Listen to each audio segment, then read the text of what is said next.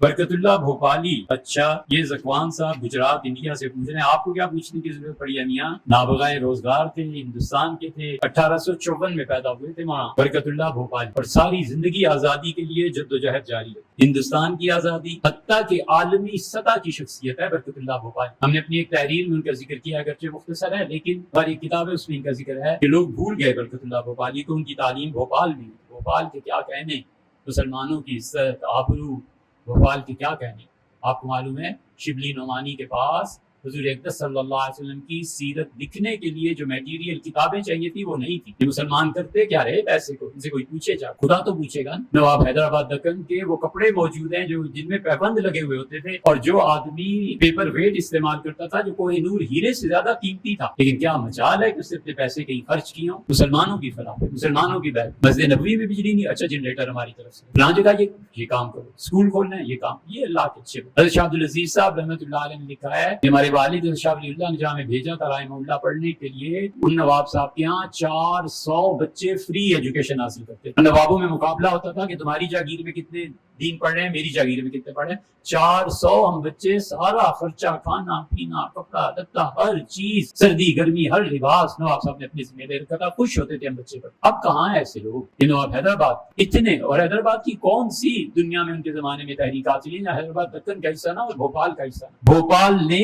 علامہ اقبال کو مالی مدد دی ہے، بھوپال والوں نے، سبحان اللہ، کیا کہنے، اللہ ان کو کروٹ جنت نصیب کرے اور خدا ان کی اولادوں کو بھی برکتوں سے نوازے۔ بھوپال والوں نے وہاں شبلی نعمانی کو بلایا اور بیگم صاحبہ نے کہا کہ حضرت رسالت پناہ صلی اللہ علیہ وسلم کی سیرت، اور پیسے نہیں ہیں، کتنے پیسے چاہیے، کتنے چاہیے؟ انہوں نے منشی کو کہا کہ اتنے پیسے پیش کر۔ شبلی نعمانی وہ پیسہ لے کے شام اور کہاں گئے، ترکی، کتابیں خرید کے لائے، پہلی جلد سیرت طیبہ جو مکمل ہوئی ہے انہوں نے ملکہ صاحبہ کے نام کی، پیسے جو انہوں نے دیے تھے بھوپال پر۔ یہ سب وہ لوگ تھے جن کے دیدوں میں حیا تھی اور جو اپنے محسنین کا اکرام کرتے تھے کہ یار بڑا احسان کیا ہے، ندوہ میں اتنی کتابوں کا اضافہ ملکہ صاحبہ کی طرف سے۔ برکت اللہ بھوپالی جو تھے بڑے اونچے خاندان سے، اور انہوں نے عربی، فارسی، فقہ اور جرمن اور جاپان کی زبانیں سیکھی۔ کہاں ہیں یہ محنتی لڑکے؟ جرمنی کی زبان سیکھی، جاپان کی زبان سیکھی، عربی سیکھی، فارسی سیکھی، اردو تو گھر کی لونڈی تھی۔ برکت اللہ مولانا رحمہ اللہ نے جرمنی اور جاپان جا کے پڑھایا، ان کو غیر قوموں کو پڑھایا کہ تعلیم حاصل کرو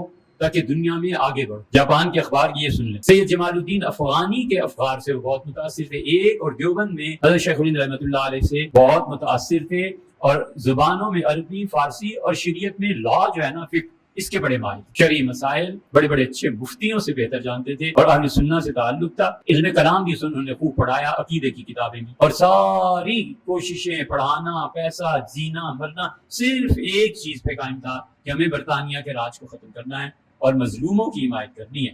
اس لیے انہوں نے ان چیزوں پر محنت کی، کام کیا، ان پہ باقاعدہ کتابیں بھی لکھی گئی ہیں۔ برکت اللہ بھوپالی پہ پاکستان میں کتابیں بھی آپ کو مل سکتی ہیں، اگر آپ چاہیں تو ہم بھی ڈھونڈ کے آپ کو پیش کر سکتے ہیں۔